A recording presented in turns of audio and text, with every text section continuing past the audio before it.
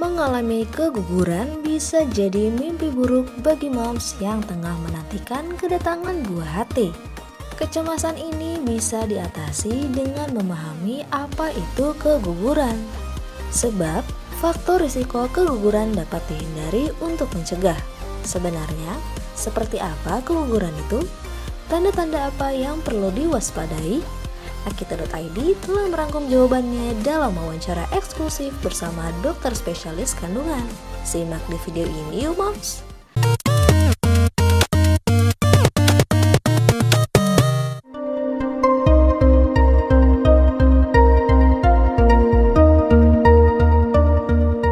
Ya, jadi keguguran itu dari istilah ya, itu adalah berakhirnya suatu kehamilan atau keluarnya hasil konsepsi ya dari dalam rahim. Itu biasanya dia usianya itu di bawah 20 minggu. Jadi kalau definisi keguguran itu memang kehamilannya di bawah 20 minggu. Kalau di atas 20 minggu itu istilahnya kita pakai IUFD, intrauterine fetal death atau KJDK, kematian janin dalam kehamilan.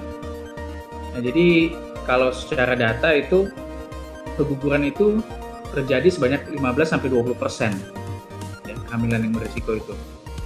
Dan paling sering terjadi itu sebelum usia mencapai 12 minggu. Jadi kebanyakan tuh di trimester pertama keguguran itu terjadi. Nah, dan paling umum itu gejala keguguran itu keluar darah ya, perdarahan ya, atau flek-flek dari yang ringan sampai yang berat. Dan perut dan juga pinggang ya, pinggang, punggung bagian bawah itu berasa sakit dan kram. Nah, kenapa ini bisa terjadi? Karena pada saat proses keguguran itu, ya kehamilan itu kan akan keluar tuh. Jadi terjadi kontraksi, mulut rahim atau serviks itu akan membuka. Sewaktu dia membuka itu pembuluh darah kapiler, pembuluh darah kecil yang di mulut rahim itu akan pecah. Nah, sewaktu dia pecah itu keluarlah darah. Dan juga rasa nyeri karena sewaktu terjadi pembukaan mulut rahim itu akan berasa sangat nyeri pastinya.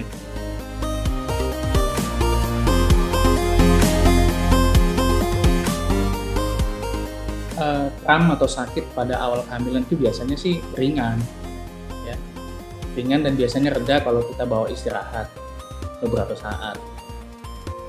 Karena kalau biasanya pada awal kehamilan itu kan nyerinya bisa terjadi karena perkembangan hamilannya, ya. Misalnya rahimnya makin besar, ya kan? Kehamilan semakin besar, rahim semakin gede, dia bisa menekan organ sekitar yang di dalam perut, ya kan. Nah, itu bisa membuat rasa nyeri juga. Kadang-kadang kalau aktivitas yang berlebihan juga bisa menimbulkan rasa kram, kontraksi. Tapi kalau keguguran berbeda, nyerinya pasti sangat sakit dan terjadi darah yang banyak. Ya memang sih dari ringan sampai berat, tapi biasanya darahnya itu terus menerus gitu. Karena ada proses pembukaan dari mulut rahim atau serviks tadi.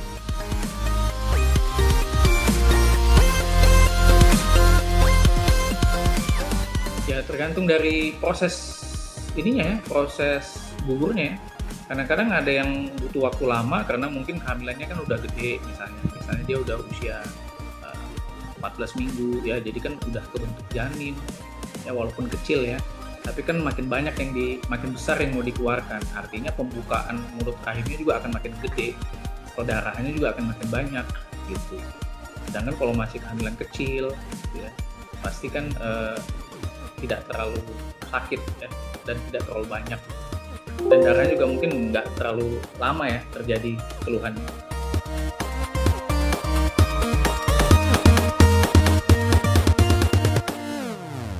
Ya, jadi keguguran ini ya di bawah 20 minggu paling banyak tuh permasalahan di kromosom katanya. Ya, katanya 50-60% tuh permasalahannya di kromosom, artinya di bibitnya, di bibit awalnya dia. Baru sisanya ada infeksi, baru di situ ada mungkin kekentalan darah, ya. Baru lifestyle, pola hidup yang tadi kita udah bicarain kan, pola makannya.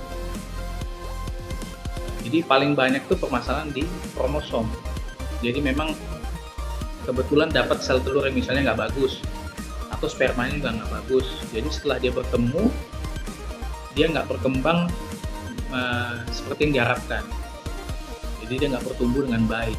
Memang masalahnya dari dianya sendiri, makanya kita mengharapkan mengedukasi pasien kalau memang mau hamil sebaiknya sih direncanakan. Jadi minum vitamin dulu minimal 3 bulan sebelum merencanakan untuk hamil, minum vitamin yang baik, ya, minum vitamin yang teratur, punya pola hidup yang baik gitu. Jadi harapannya sel telur yang dihasilkan juga yang bagus. Begitu juga dengan suami.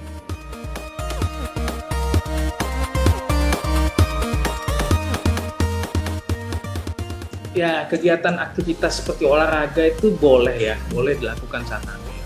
Tapi mungkin tetap diperhatikan kondisi tubuh masing-masing.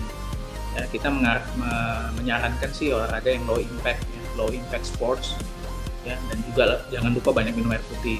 Ya, contoh olahraganya ya seperti berenang itu diperbolehkan, jalan santai, yoga juga diperbolehkan, tapi sebaiknya konsultasi juga kepada trainernya ya, untuk gerakan-gerakan yang aman dilakukan yang seperti apa. Apalagi kalau misalnya masih baru melakukan olahraga yoga gitu. Gym juga boleh ya, senam kardio yang ringan aja. Kalau untuk angkat-angkat berat mungkin yang beban-beban yang berat aja, lightweight saja yang dilakukan. Sementara itu olahraga yang diperbolehkan pada saat hamil boleh dikerjain. Itu dia Moms penjelasan mengenai tanda dan risiko keguguran. Saksikan wawancara bersama pakar lainnya hanya di Nakita Channel. Sampai jumpa di video selanjutnya.